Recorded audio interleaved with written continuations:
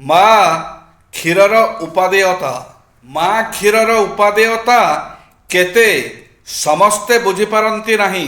ଆଧୁନିକ ମା' ମାନେ ନିଜର ବକ୍ଷ ସୌନ୍ଦର୍ଯ୍ୟ ନଷ୍ଟ ହେବା ଭୟରେ ସନ୍ତାନକୁ କ୍ଷୀର ପିଆନ୍ତି ନାହିଁ। ବୋତଲ ଧରାଇ ନିଜର କର୍ତ୍ତବ୍ୟ ଶେଷ କରନ୍ତି। ଏଭଳି ପିଲାମାନେ ସୁସ୍ଥ ସୁନ୍ଦର ବଳିଷ୍ଠ ହୁଅନ୍ତି ନାହିଁ। ମା'ର ପ୍ରଥମ କଷ କ୍ଷୀର ଶିଶୁ ପାଇଁ ଖୁବ୍ ଉପାଦେୟ। ଏହା ଖାଇଲେ ଶିଶୁର ରୋଗ ପ୍ରତିରୋଧକ ଶକ୍ତି ବୃଦ୍ଧି ପାଏ, ଝାଡ଼ା ସଫା ହୁଏ, ଶିଶୁ ପେଟରେ ରହିଯାଇଥିବା ଲାଳ ଆଦି ବାହାରିଯାଏ। ମା କ୍ଷୀର ହଜମ ଶକ୍ତି ବଢ଼ାଏ, ଶିଶୁର ମାନସିକ ବିକାଶ ଘଟେ, ପେଟ କାମୁଡ଼େ ନାହିଁ। ମା କ୍ଷୀର ଖାଉଥିବା ପିଲା ସୁସ୍ଥ ସୁନ୍ଦର ହୁଏ, ବାତ୍ସଲ୍ୟ ସମ୍ପର୍କ ବୃଦ୍ଧି ପାଏ, ଗର୍ଭାଶୟ ସଂକୁଚିତ ହୁଏ। ଶିଶୁ କ୍ଷୀର ଖାଉଥିଲେ ମା'ର ଋତୁସ୍ରାବ ଡେରି ହୁଏ, ମା'ର ସ୍ତନ କର୍କଟ ରୋଗ ହୁଏ ନାହିଁ। ମା କ୍ଷୀରରେ ଭିଟାମିନ୍ କ, ଖ ଥାଏ। ଗୁରୁଙ୍କ ପ୍ରତି ଶିଷ୍ୟ କ'ଣ କଲେ କ'ଣ ମିଳେ?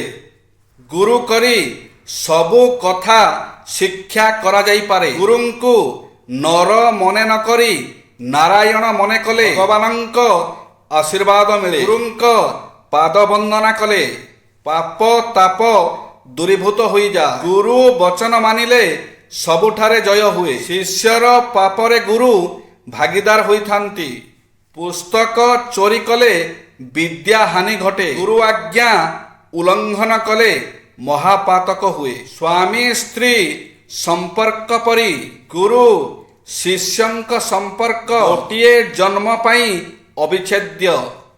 ଗୁରୁ ଜ୍ଞାନଦାନ କରନ୍ତି ଓ ଶିଷ୍ୟର ପାପକୁ କ୍ଷୟ କରନ୍ତି। ଗୁରୁଙ୍କୁ ମିଛ କହିଲେ ଦାରିଦ୍ର୍ୟ ଗ୍ରାସ କରେ। ଯେ ପ୍ରତିଷ୍ଠିତ ବ୍ୟକ୍ତି ଅନୁଚିତ କର୍ମ କଲେ ତାହାକୁ ଉଚିତ ବୋଲି ଲୋକମାନେ ମନେ କରନ୍ତି। ସମାଜରେ ନୀଚ ସ୍ତରର ଲୋକ ଉଚିତ କର୍ମ କଲେ ଏହା ଅନୁଚିତ ବୋଲି ସକଳେ କହନ୍ତି। ଶିବଙ୍କ ପାଇଁ ବିଷଧର ସର୍ପ ତାଙ୍କର ଭୂଷଣ ହୋଇଥିବାରୁ ଶିବଙ୍କ ସହ ସେ ପୂଜିତ ହୁଏ। ରାହୁ ଅମୃତ ପାନ କରିଥିଲେ ହେଁ ଦୈତ୍ୟ ହୋଇଥିବାରୁ ଅମର ହୋଇପାରିଲେ ନାହିଁ। ଆସ୍ତିବାଚକ ମନୋଭାବ।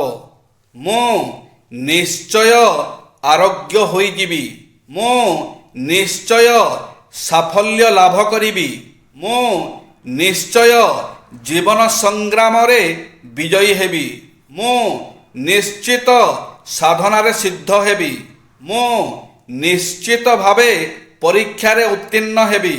ଏହି ଦୃଢ଼ ଆତ୍ମବିଶ୍ୱାସକୁ ଆସ୍ତିବାଚକ ବା ଦୃଢ଼ ମନୋବଳ କୁହାଯାଏ। ଏହା ହିଁ କୃତକାର୍ଯ୍ୟ ହେବାର ପ୍ରାରମ୍ଭିକ ସୂଚନା। ଏହି ଭାବଟି ହେଉଛି ଦୃଢ଼ ବିଶ୍ୱାସର ଗୋଟିଏ ନିଶ୍ଚିତ ରୂପାୟନ। କଥା ଅଛି ବିଶ୍ୱାସେ ମିଳଇ କୃଷ୍ଣ କେ ବହୁଦୂର। ତେଣୁ ଆପଣଙ୍କର ବିଶ୍ୱାସକୁ ଦୃଢ଼ ରଖି ମନ ଭିତରୁ ଭୟ, ହତାଶା, ସଂଶୟ ମନୋଭାବକୁ ଦୂରେଇ ଦେଲେ ଆପଣ ଆପଣଙ୍କ ଲକ୍ଷ୍ୟ ବା ଆଦର୍ଶ ପାଖରେ ଶୀଘ୍ର ପହଞ୍ଚିଯିବେ। ସୁଖୀ ଓ ଖୁସି ଭାବ। ଗ୍ରେନଫିଲ୍ଡ ସାହେବ କହିଛନ୍ତି ପ୍ରକୃତ ସୁଖ ଧନ ଓ ମାନରେ ନାହିଁ, ଏହା ରହିଛି କୌଣସି ଏକ ଭଲ କାମ କରିବାରେ। ଜୟ ଶ୍ରୀ ଜଗନ୍ନାଥ।